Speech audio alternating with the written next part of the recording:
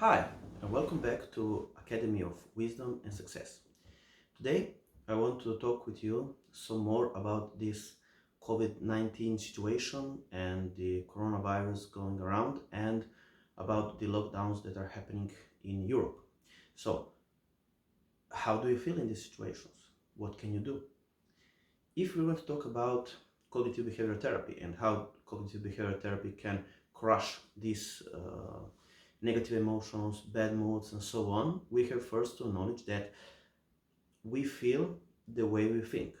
So if we change the way we are thinking, we are going to change the way we are feeling. So the first thing to acknowledge is what are our thoughts. And today I'm going to talk with you about the thoughts that are recurring in this situation. For example, when we are in this lockdown situation, we are feeling stressed. We are usually feeling maybe depressed, anxious, isolated, away from other people. We are not feeling excited. If the situation is bad, we can't usually leave our home. So the situation is not good, but we can make it better with our thinking and with our mindset, or we can make it worse by not using the tools that are available to us. And cognitive behavior therapy is one of the best ways to fight these negative emotions. So, for example, right now we're going through some hard times. For example, we have the situation. So something bad is happening around the world and it's a global situation. And then we have our thought processes and we are locked. We can use, for example, the first thing that we have to acknowledge is that this thing is not going to last forever. So sooner or later it's going to finish. We can even acknowledge the Stockdale paradox.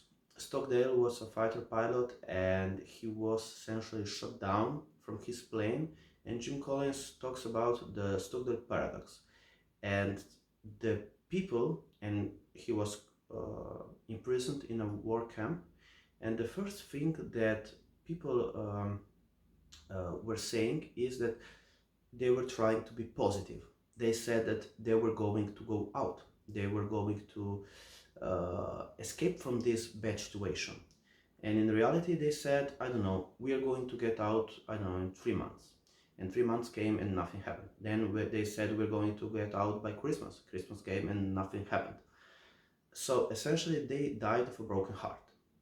But in this situation, Stockdale did the opposite. He was a great student of Stoicism, of Epictetus, and he essentially used these cognitive behavioral tricks to make himself feel better in this kind of stuff, because our emotions create our internal state, and if we feel bad, we cannot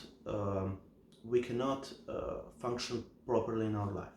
So the first thing we have to do is to search for the thoughts that are coming to us. For example, if you're thinking about taking this long time, okay, uncertainty, I don't know when this is going to end, I don't know why this is happening, is it a conspiracy or not, and so on. So what can we do in this situation? The first thing to do is to acknowledge our feelings. So, okay, I'm thinking some bad stuff and then some bad feelings comes.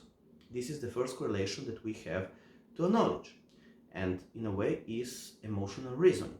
But that emotional reasoning is not the right way to think about this situation. I am feeling these feelings because I'm having these thoughts. For example, okay, it is true that we are locked down, that we are having some tough times, but I can use this time productively. I can use this time to learn new skills.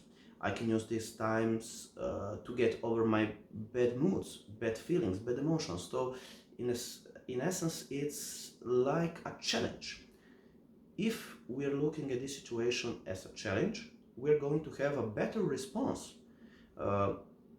instead of looking at this as a as a bad, stressful situation, that is something bad happening to us, and so on. So we have the tools in our hands to make things better. We can improve, we can make the things better. So we can use emotional reasoning and changing the thoughts that they are recurring into us. So we can look at the thing and say everything is bad, the situation is bad, and so on, and that's okay. But we have to look at the positive side of the things. So what is going great?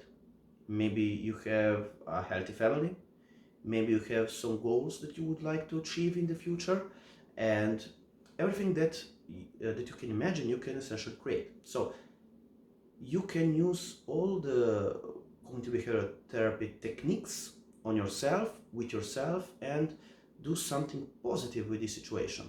For example, we are future casting, and we are looking in the future and thinking about that, as I said before, this situation is not going to end. Okay, but it will end, because every situation will end sooner or later. But when this situation ends, what are we going to do?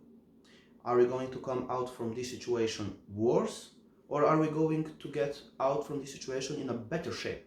Are we going to be, I don't know, we have more time to exercise and to build our physical strength and to build our mental state and mindset, and somebody can start a side business, somebody can start to study a foreign language. So we have a lot of things to do. We can use this time to create some new habits. We can use these habits to improve our lives. We can study algorithms, how our life algorithms are making our lives better or worse. We can think about stop lists. So what you're going to stop doing and what you're going to start doing. These are all the things that we can do. But the most important thing is that I think that we have to look at this situation positively and to create the most success from these bad things. As the saying goes, if we have lemons, we should make lemonades. And we have a lot of other tools, and we have to talk about, for example, paradoxical thinking, and we have to acknowledge the should statements, and we can talk about the implied should statements that are not correlated with this situation, and so on. So if you would like to get a private counseling, and if you would like to talk some more about this situation, I would like you to you're welcome to visit my website, which is www.academyofwisdomandsuccess.com. Why is it called Academy of Wisdom and Success? I name it because essentially it is very hard to achieve success without having wisdom before, and even though if we achieve success, it's probably not going to last, because if we don't have the wisdom to use everything that we have in our lives, that we probably won't succeed. So you're welcome to visit our site, and until next time, I'm wishing you a lot of health, success, and to use this time constructively. Bye bye.